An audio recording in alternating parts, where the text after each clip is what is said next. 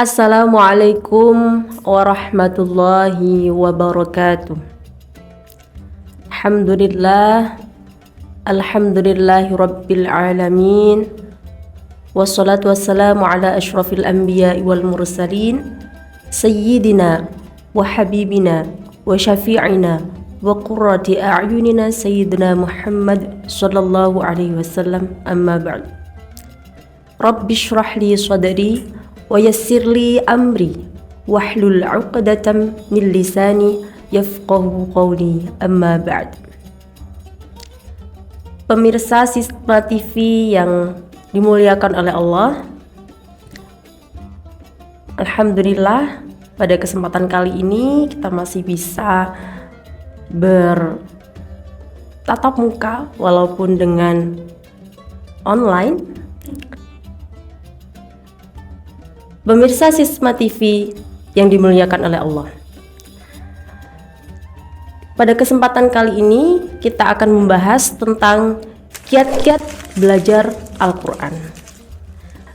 Kiat adalah upaya atau cara kita dalam menggapai sebuah tujuan, yakni belajar Al-Quran.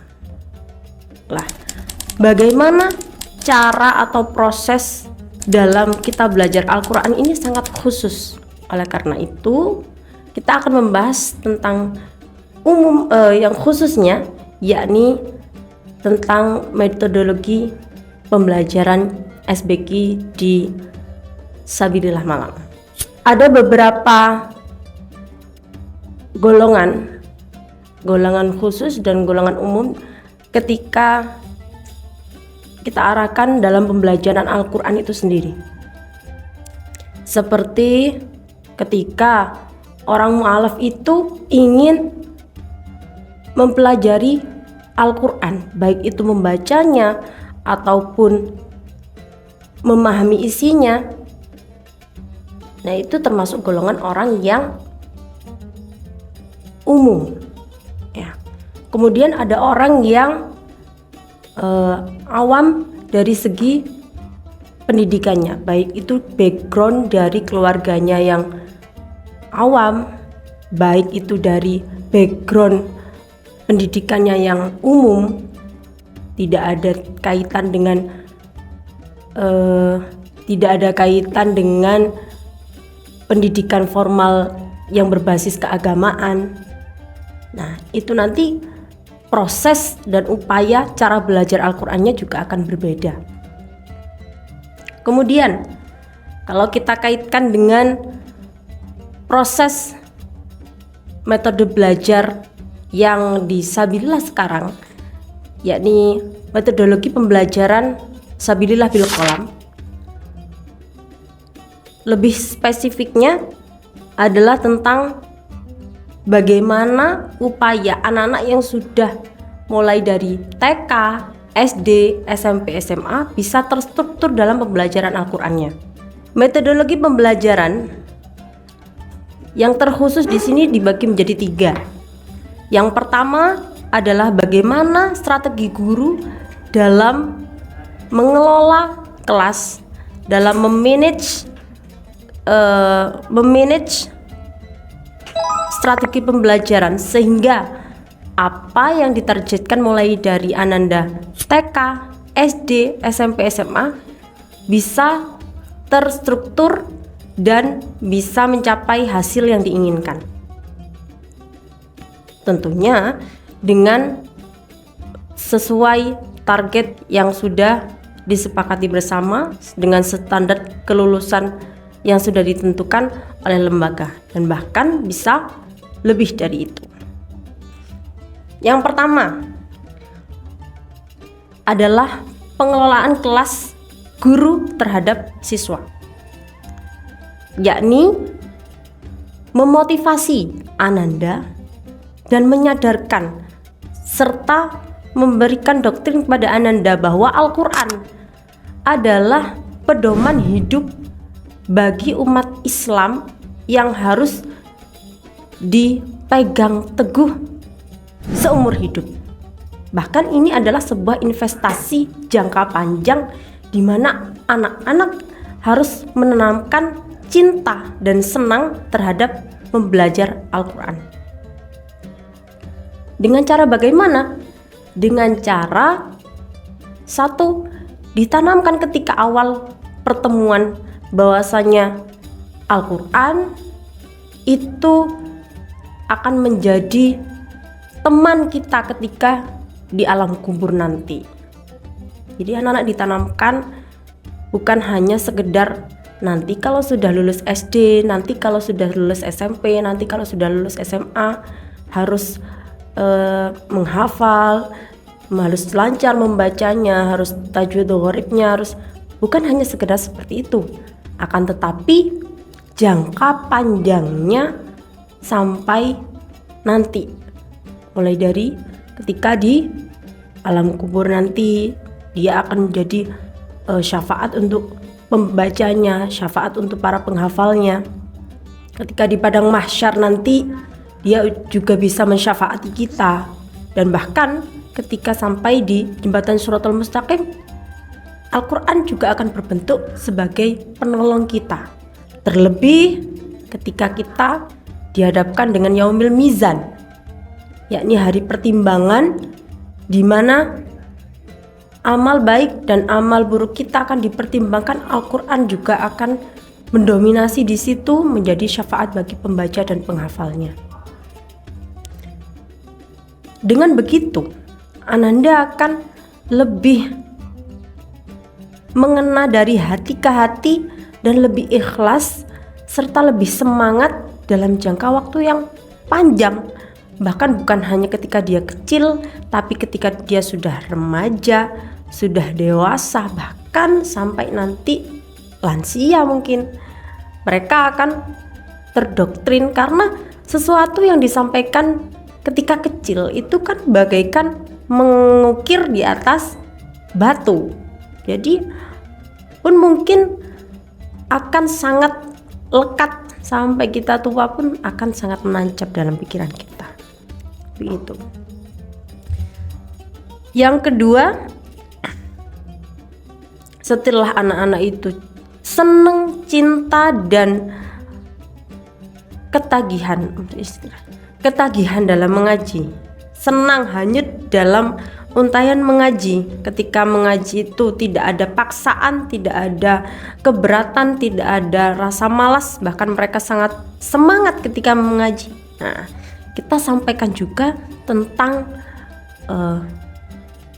target kita dalam 1 tahun atau dalam 1 semester ke depan ini, apa saja yang akan kita pelajari. Contoh, kelas 3 di semester 1 mereka harus sudah tashih Al-Quran. Mereka kita beri motivasi mulai dari per harinya minimal harus membaca berapa halaman, minimal harus bisa memfasihkan berapa makhraj huruf, atau bahkan pun di rumah ada pemberian minimal dari lembaran Al-Quran yang harus dibaca. Pun demikian, ketika dalam 1 semester itu sudah terpenuhi, maka lanjut kepada fase berikutnya, yakni tahfidz juz 30. Ketika makhrajnya sudah bagus, bacanya sudah lancar, pun sudah mendapatkan sertifikasi dari lembaga PIQ atau Pondok Ilmu Quran Singosari, yang berarti Ananda itu sudah layak dalam segi bahasa, dalam segi membaca Al-Qur'annya dengan fasih, maka lanjut kepada tahfidz juz 30. Dilanjutkan dengan tahfidznya mulai dari Anas sampai Anaba. Pun ketika dia sudah melampaui tahfidz juz 30, maka Ananda naik ke kelas 4. Ananda bisa melanjutkan ke tahfidz juz 1, juz 2, ataupun bisa memilih surat-surat pilihan yang akan dihafalkan. Yang ketiga adalah metode pembelajaran yang dilakukan Ustadz Ustadzah atau Bapak Ibu guru yang ada di Lembaga Pendidikan Islam Sabilillah Malang, khususnya pada metode pembelajaran SBQ adalah dengan sintak metode pembelajaran talqin, ittiba, dan urdu. Ketika dalam pembelajaran itu sudah disampaikan talqin yang benar, talqin yang fasih, talqin yang perlahan-lahan dulu, kemudian bisa menyesuaikan dengan temponya, dengan disesuaikan dengan capaian anandanya, maka ittiba, ketelitian guru dalam mendengarkan ananda ketika menirukan bacaan dari guru juga sangat diperlukan. Ketika ada 15 anak mungkin yang ada dalam satu kelompok, guru harus bisa mencermati kira-kira ada berapa anak yang benar-benar faham, benar-benar fasih dalam membacanya dalam satu kali pertemuan itu. Jika kurang dari 50%, maka seyogyanya materi tersebut harus diulang lagi. Pun ketika targetnya tidak terpenuhi, ananda tetap bisa membacanya di rumah, memurojaahnya lagi di rumah. Akan tetapi guru tetap tiwasgas, harus tetap teliti, hati-hati dan waspada kepada bacaannya anak. Fokusnya kepada bacaannya anak, bukan terhadap banyaknya lembaran yang dibaca. Gitu.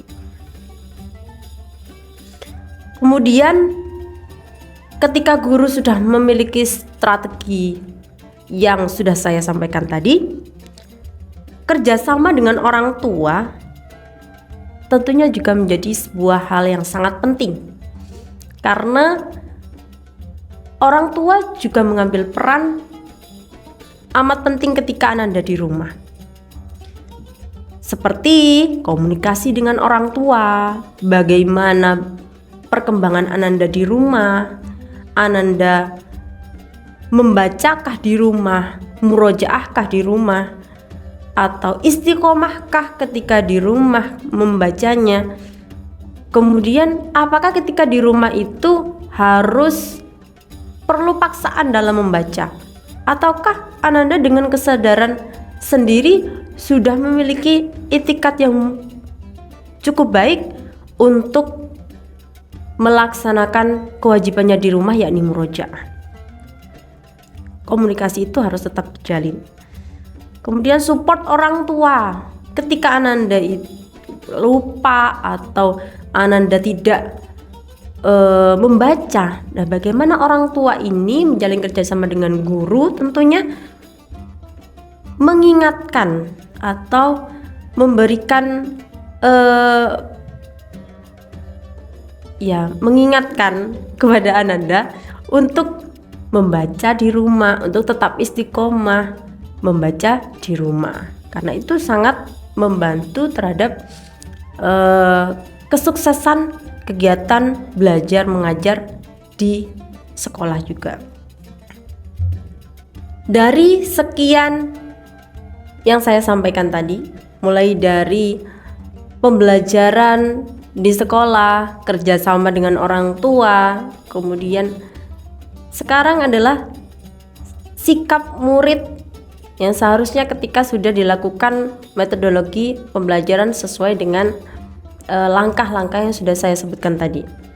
Pertama, ananda insya Allah akan lebih cinta, lebih senang terhadap pembelajaran Al-Quran, karena sudah didoktrin dari awal bahwasanya ini adalah sesuatu kebutuhan yang untuk dirinya sendiri, untuk kebutuhan dunianya dan juga untuk kebutuhan akhiratnya. Karena dalam hadis pun sudah diriwayatkan oleh Utsman bin Affan. Bismillahirrahmanirrahim. An Utsman bin Affan Qala Rasulullah sallallahu alaihi wasallam, khairukum man ta'allamal Qur'an wa 'allamah. Dari sahabat Utsman bin Affan disampaikan bahwa Rasulullah sallallahu alaihi wasallam bersabda bahwa sebaik-baik kalian adalah siapa yang belajar Al-Qur'an dan mengajarkannya. Maka ketika anak-anak sudah merasa bahwasanya ini adalah kebutuhan mereka bagi dunia akhirat mereka, mereka akan merasakan senang, tidak ada beban, dan mencintai daripada pembelajaran Al-Quran itu sendiri. Yang kedua, Ananda akan insyaallah istiqomah dalam belajar Al-Quran, walaupun mereka nanti sudah lulus dari sekolahnya, mengenyam pendidikan di universitas, ataupun bahkan ketika mereka sudah berumah tangga, mereka akan tetap istiqomah, baik itu membacanya, baik itu mencari ilmu yang berkaitan dengan Al-Quran, mengikuti kajiannya, dan tentunya menjadikan Al-Quran sebagai pedoman hidup sehingga bisa menjadikan keselamatan bagi dunia dan akhirat.